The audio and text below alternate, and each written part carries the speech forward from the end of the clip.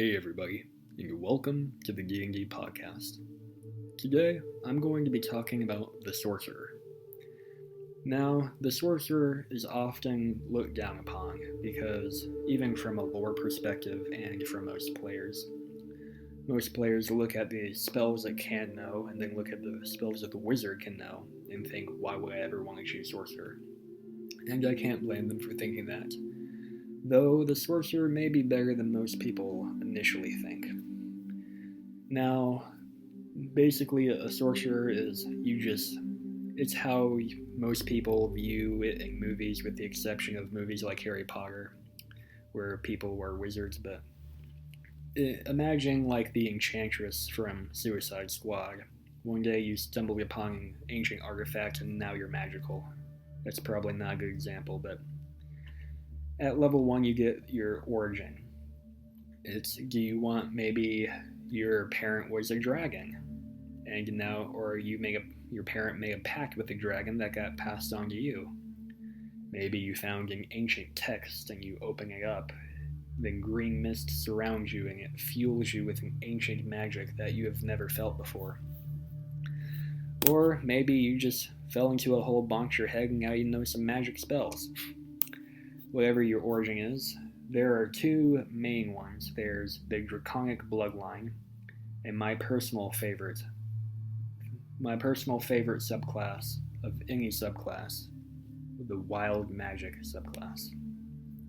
I love Wild Magic, and I cannot express how much I love it, because it is so random, and pretty much not anything could happen, but so much could happen that no one was expecting.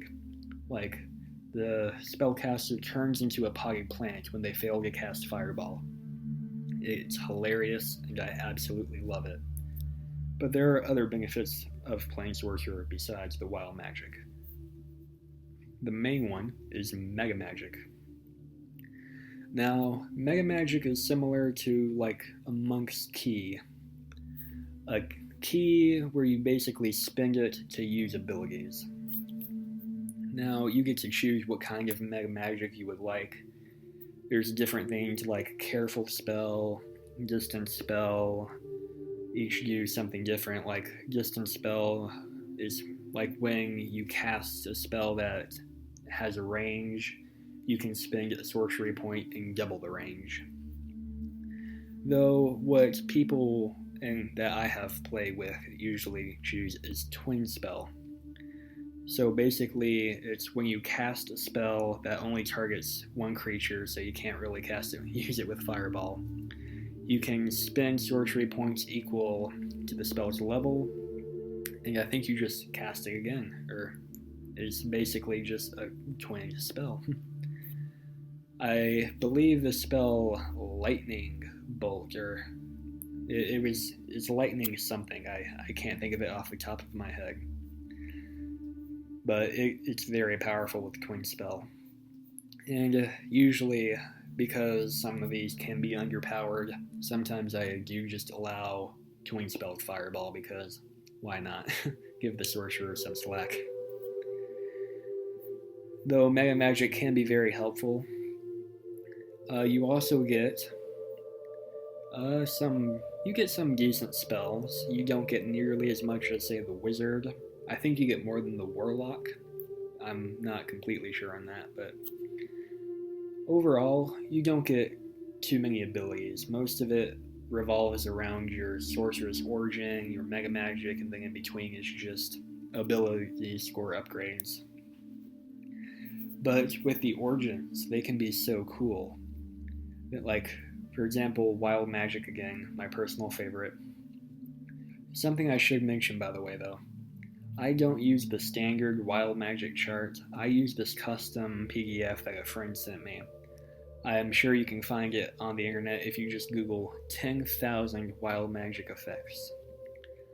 I love it. It is amazing, and pretty much anything could happen.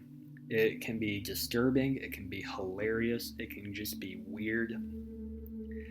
And basically how it works is or at least how I do it, I may be doing it wrong. Because, well, knowing me, I'm sure there's plenty of stuff I do wrong. But how I do it is initially when a player says, I want to cast Fireball. Okay, they have to roll a d20. If they get a natural 1, the spell, well, how I personally do it, it's a little bit custom. It's if they roll on the d20, because it had to tie in with how powerful their wild magic was, there was a whole thing behind it. So I know this may seem weird, strange, but there was a reason for it.